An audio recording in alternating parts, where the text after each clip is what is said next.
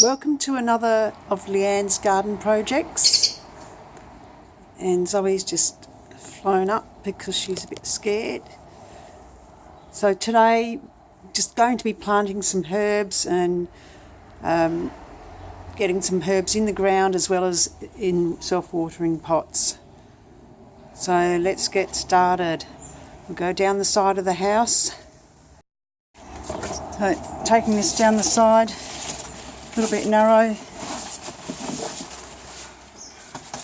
I've got our mint growing here in the small pot. It is some sort of self-watering pot from memory. I've got two types of mint in there. I want to try and extract one type of mint.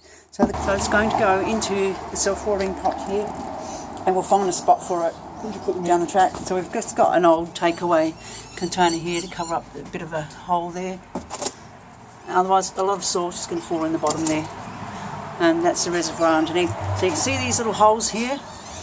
So each hole you stuff soil in there, push it through, and then the wicking action begins. You water from the top to start with, and then once it gets going, the water will wick through the soil, and the plants will take up what they need. So for water-hungry plants like mint, which this has been watered a lot and kept in mostly shade, it's really outgrowing that pot. It's still not getting enough water really. Down the side of the house, got some cuttings growing as well as some plants in self-watering pots. And got a little garden bed here. Got some garlic planted in there. This is the marjoram. That was a cut from a cutting that my hairdresser gave me probably over a year ago, and it was tiny cutting. It's taking over just about. That's some lemon thyme. That's absolutely delicious. I've got parsley growing. It's only quite young, and I've cut nearly all of it back for the Salsa Verde for our salmon today. We just chop all the herbs up, add some other things like garlic and capers and a few anchovies and a little bit of gherkin, some mustard, olive oil, all good.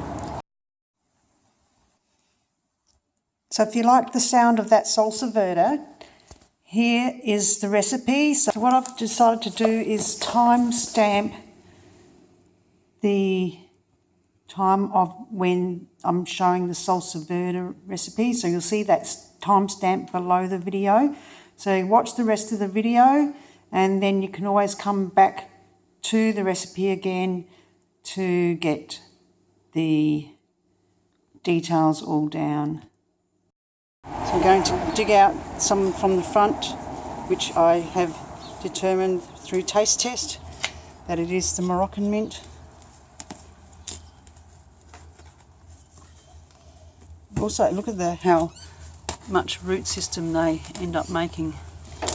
That's why you grow them in pots, because they can be absolute thugs. If you can just lift that little section up, John, you can see how far down it grows. And they send out these little runners everywhere. So in a garden bed, it'll just pop up, a metre away. So that's more than enough to transplant. I think we might chop a few pieces off to put in pots as well. So we've decided not to use that pot. We've got another one that's already got soil. We're lazy, so I'm just going to pop that. That was used for growing basil or chilies. I can't remember. Chilies. Yeah. I don't think the soil needs to be that rich for mint, and if it does, we'll just pop some in later on if it starts to look yellow. So I'd say that we don't need all of those in there. I think maybe 2 or 3 pieces max. That'll get full in no time at all. So we're going to take some of the other smaller pieces and pot them up. And I've got some pots in the shed, in the garage. So I'll do that now. Alright, the gloves are on.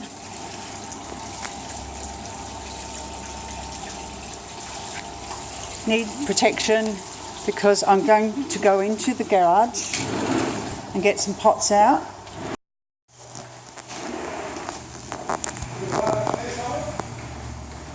So into the garage.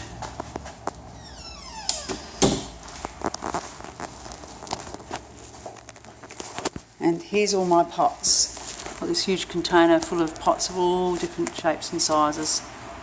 Grabbing a few around this size I think will be great. Quite a few pieces of mint, so I think that would be suitable as well. So I'm looking for pots that will not be too small. Little pile here is the Moroccan mint, and I did take a little piece without any dirt on it to taste to make sure. It's definitely Moroccan. And this little pile over here is your normal common garden mint. So I'm going to pot them up, and I'll clearly segregate the common garden and the Moroccan mint. Any good potting mix is good for putting new plants in. I always like to get one that has these ticks, Australian standards. So the red is certified as a premium product. You have the same sort of box there with a black background. We call it the black ticks. So that's a lesser quality, still reasonable, and for some plants probably fine. I just like paying a little bit more for something of better quality. So I've got my Stanley knife here to cut, and I've got all my pots here set up, ready to pot some of that mint. Here's the mint planted out on the left hand side with the black tray underneath is the Moroccan mint, and on the right hand side is the standard mint, the common mint. And I've got them in those trays because while they're young I'm going to make sure they've got plenty of water, so every now and then I'll top up some water in that tray. They're quite moist at the moment, so no need for any water there now. The pot here has parsley growing in it. We've had heaps and heaps of crops. It's exhausted. This is a self-watering pot. All that mucky stuff is fertiliser coming out when we overfilled it. It's got a safety system where if you overfill it, it'll just come out the holes there, so that the roots aren't going to drown in the water. And that poor parsley's coming out. It's absolutely exhausted. And we've got some new parsley in punnets. So we've got the Afro parsley, 2 punnets of that. It's not the greatest I've ever seen, but I prefer the little individual cells, but this is how that one came. And then we've also got some coriander, which is looking rather leggy, but that's, again, it didn't have much choice. Now that one says slow bolt, and this time of the year it's a lot cooler in Adelaide, so shouldn't bolt to seed. We have tried to grow it in summer and not a lot of success. Get one crop out of it and then it's gone, it's bolted to seed. Finally, we've got sage. Now it doesn't need a self-watering pot, that's a more Mediterranean style, so plant it with the thyme that we've got around the side, where it can handle that more Mediterranean effect. So John's filling up the reservoir of the self-watering pots. The parsley is in the pot on the left-hand side here, and you've got the coriander in here on the right-hand side. So the parsley reservoir was nearly full anyhow. This one had been left without any plants in it for quite a while down the side of the house, so that needs to have its reservoir filled up. And we also need to do a little bit of watering from on top just to make sure that the soil, although it is fairly damp, isn't it? Yeah, that's fine. Dry. John's rigged up this hose that he's using to water those plants. He's actually rigged it up right up here. You can hear the pump cutting in and out. So what he's done, instead of that going inside the house to use the flushing the toilet, you just unplug it and you just switch it up like that. It's pumping out the water from this water tank at pressure. So it's like you've got mains pressure coming out to water the garden. I mean, plants just love rainwater. You can't beat rainwater. Adelaide tap water is very chlorinated, so if you can start them off.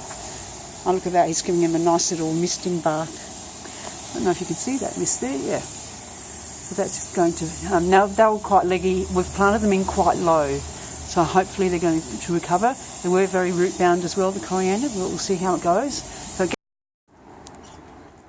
this raised bed has a bamboo in the middle there, and around the sides some herbs. So I've got some parsley growing in there, garlic, 4 different varieties, so each side of the raised garden bed has a different variety of garlic.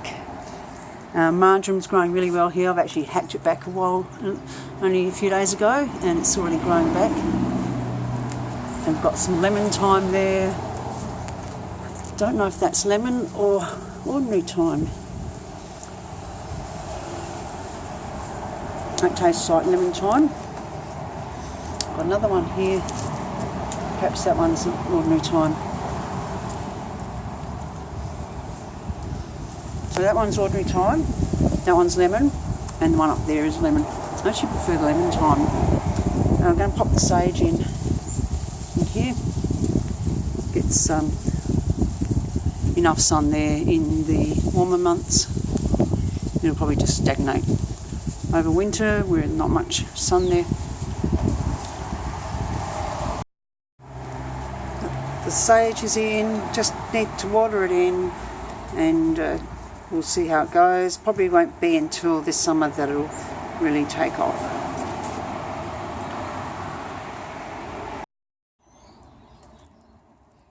So here's the coriander and the parsley. The coriander's looking quite good. This is about a week after we planted. So coriander's recovered quite well and looking good. Parsley probably hasn't done as much, but you can see a few little yellow leaves on the side. Might go around and tidy those up, but it otherwise looks fairly healthy, and once it gets settled in, I'm sure they'll grow well. Parsley seems to take more of a setback when you plant it. It's got a big tap root, and that seems to mean it takes a bit longer to recover.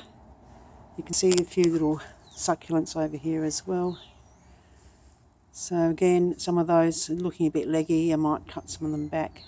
These aeoniums are just starting to look good again. Cooler time of the year, they actually start to get a bit bigger and bushier. So that's the ones around here. Not sure what to do with these. They're looking healthy, just rather leggy. So I'll work out what to do with those later. These little ones in pots, they're looking fine. They look quite cute actually. And then we've got another one over here, another little arrangement, and possibly a little bit out of balance with the aeoniums, but I love that echeveria to the left there. You can see now that these plants do get some sunshine, so it's just a little bit later in the morning and the morning sun's coming through. The reason why I'm showing you these at the end of the herb project is that we are looking at selling some plants at markets. I think these sort of ones in the pots like that, where you've got several grouped together, they'll probably be fairly easy to sell. I'm not sure about the other sort of more leggy ones. And I've got other areas around the garden with shelving and so on, and other plants to pot up. And we'll be presenting that in a future garden project, just to give you an idea. So what I did was, there was some further over in the garden, so under the tree where the lily pillies were, over there, and then you got the lily pillies. We had some of those growing under there, too much shade, a little bit on the leggy side. What I did was I pulled them out and I've potted them up. Now just one group I potted up. They're not look all that great in a market, but when you show them a photo, and I'll have a photo where it's either all in sun or all in shade, that will look quite good. It shows how, when they're grouped together in a nice clump, they look quite nice. So that will give you a hint of what's coming. We've got all sorts of things in pots all over the place. There's some I'll be hanging on to for a bit longer.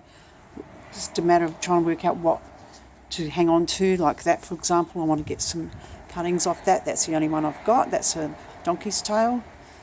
You can see shelving there and some plants that are in various states.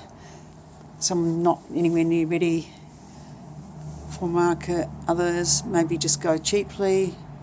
Got all sorts of projects going on in there, and there. So just a quick preview of what's going to come down the track.